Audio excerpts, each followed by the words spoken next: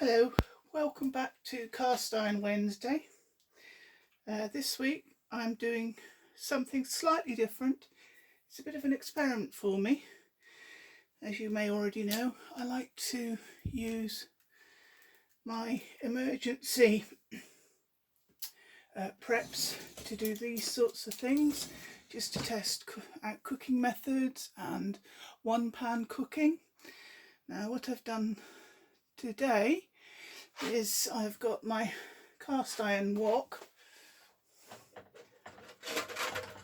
I've improvised a foil container at the bottom, and on top of that I put a pizza, and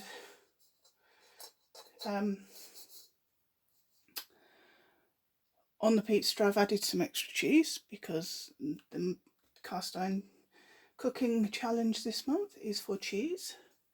And what I'm just going to do is put a lid on, turn it on,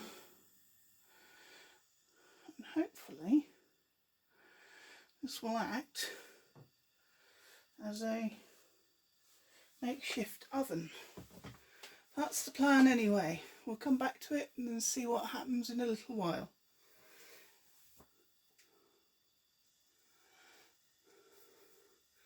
I've just taken it off and altered it slightly because the lid wasn't fitting quite as tight as I wanted it. It was only the foil container at the base that was just sitting slightly in the wrong place. So I've just bent it with my hand, just bent it over slightly out of the way, and the lid's now fitting a lot better, so it should act more like an oven. I'm keeping the temperature down very low. If you've used cast iron, you know how well cast iron radiates heat and how quickly it heats up and retains its heat. So I don't want it getting too hot at the bottom and burning the pizza. Like I said, this is the first time I've ever tried this. I don't know why I thought of it one day, but I've been looking for an excuse to have a go cooking a pizza this way, and it'll be interesting to see, like I said, how it turns out. It'll be either perfectly fine or a complete and utter disaster. Yeah, note to self, make sure there's no dropped cheese on the bottom of the pan. It's smoking a bit. Hope it doesn't set the fire alarm off. If you hear a fire alarm going off in the background, you'll know why.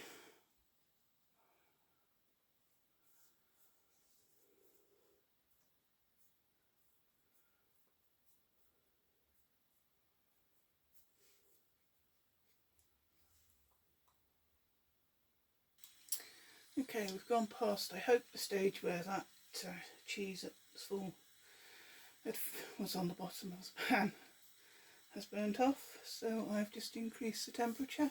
Oh, sorry, not the temperature, the gas amount, so it's going to cook a little bit hotter. And I'm just going to keep checking it every few minutes and see what the temperature's like inside and alter it as required.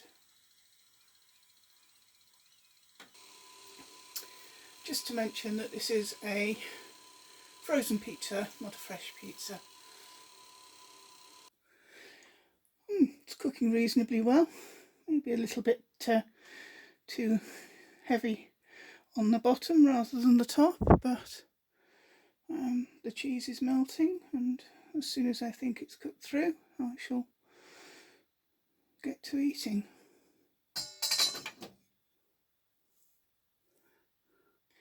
Things I've learnt so far: definitely keep it on a low to medium height, not a high, low to medium temperature, not a high temperature, and leave it a little bit longer than cooking instructions would otherwise give.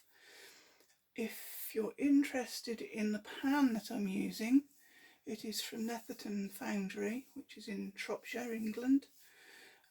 They do have a website, I believe. I went via their Twitter account when I purchased it, but I've been very pleased with the quality of their products.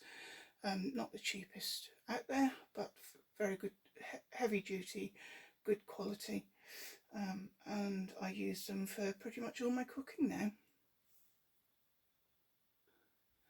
And I think, considering that Ironbridge is considered the birthplace of the Industrial Revolution, buying from a Shropshire company was a nice bit of synergy going on. Well, I thought so. You might not, but if you're in the UK and you're on the lookout for a good quality cast iron, like I said, there's a place I would go to. Well, I think that looks about done. I'm looking forward to this. The cheese has melted nicely.